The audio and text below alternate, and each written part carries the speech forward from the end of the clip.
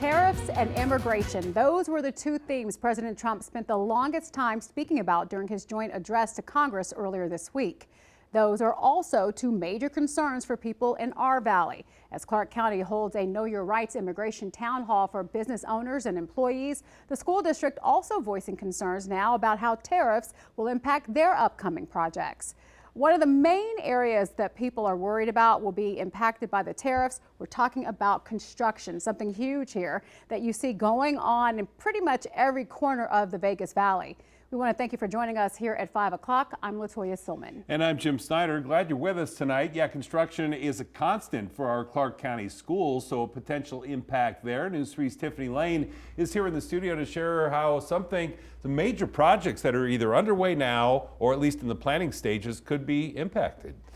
Yeah, that's right. I mean, not only are we a growing valley, but we have to keep up, and that means they have new schools, they're repairing schools that already exist. So a lot of places could possibly be impacted by this. It comes down to the cost of materials. That's what I'm being told. The more expensive those are, the more expensive costs become overall. And that means major projects that are already in the millions, for example, could be impacted in the hundreds of thousands or even in the millions. Now, again, these are just predictions based off of what we know so far about the tariffs.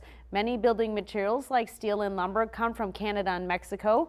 Now, today I spoke with members of the Bond Oversight Committee for the Clark County School District. They oversee how some of the bond money is spent on major construction projects in our district, and they believe these tariffs could have an impact down the line, including for large remodeling projects on local campuses or even new schools that are supposed to be built.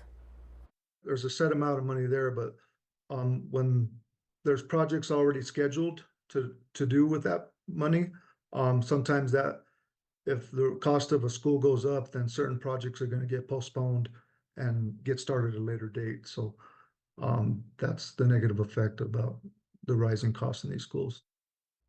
Now, they say inflation has already made things expensive over the last few years, so this would really just add to that. CCSD documents from June of last year show that building material costs went up 41% since February of 2020.